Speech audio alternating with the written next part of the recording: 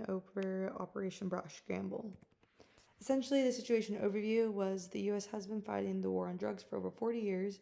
During this time, despite a large law enforcement function, there has been limited results.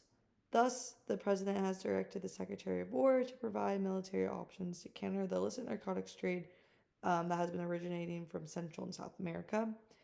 This will be done through a joint task force that has been established to support the U.S. Southcom to plan Operation BRASH GRAMBLE. Essentially, our mission statement is in Operation BRASH GRAMBLE, we will facilitate the disposal of the Maduro regime in Venezuela to deny, disrupt, and degrade their ability to help aid in transport of illegal narcotics into the United States. This will be done through kinetic and/or unconventional force. Essentially, for the concept of operations, our command and control structure consisted of the Joint Planning Group leader, which was Sterling, our Deputy JPG leader and intelligence officer, Gabe, Ground Amphibious Planner, which was Hunter, our Maritime Planner, which was me, Jordan, our Air Planner, which was Bernice, our Special Operations Force Planner, which was CJ, our Logistics and Medical Planner, which is Timothy, our Embassy Liaison Officer was Ethan, and our Information Operation Planner was Eisen.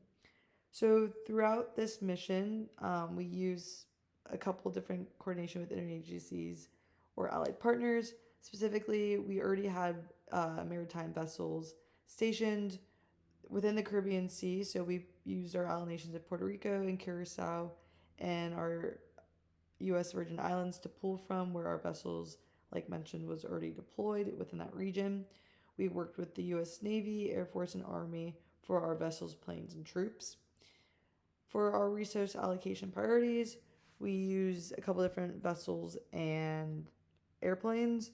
Specifically, we used our ships to transfer, which was our one amphibious assault ship and 2 amphibious transport dock vessels, along with our Mark VI, which consisted of the USS Iwo Jima, USS Fort Lauderdale, and USS San Antonio, where then our 4 destroyers, 1 cruiser, 1 little combat ship, and our 1 special warfare support ship consisted of the USS Jason Durham, USS Truxton, the USS Stockdale, USS Graybill, USS Lake Erie, USS Minneapolis St. Paul, and MV Ocean Trader. For the airplanes, we use C-17s and 6 ODAs. Essentially, the overall timeline for this operation was we moved our vessels from their deployment spots in the Caribbean Sea, and we moved those vessels 50 miles off the coast of Venezuela for our amphibious ships, we use them to transfer people. And again, as mentioned before, for our deployment of our destroyers, cruisers, combat, and warfare ships, we use that to form a blockade, also spread out along the coast of Venezuela 50 miles out. We had then from there, our vessels dropped off soldiers using the Mark VIs on the northernmost coast of Caracas in an unpopulated area with no cities and towns within that region, and then had the soldiers travel by foot to Caracas to carry out this mission.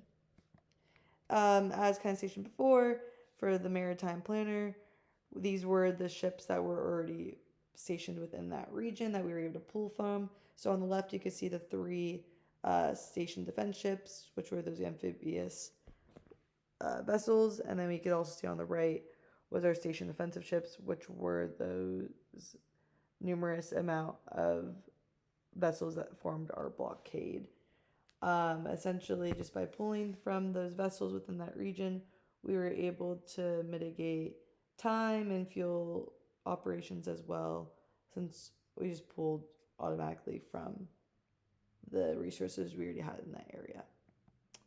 For risk and mitigation, obviously there was the risk of the suspicion of our presence, but our mitigation for that is we used our bases and current operations of our SEAL teams that were already located in Curacao as a cover-up. So if there was any movement of our vessels, which there was, the regime would hopefully think that it was our already previous mission and involvement within that area. Essentially, for our end state, it was just to carry out a covert operation to facilitate the disposal and destabilization of the Maduro regime in Venezuela via unconventional warfare. Thank you.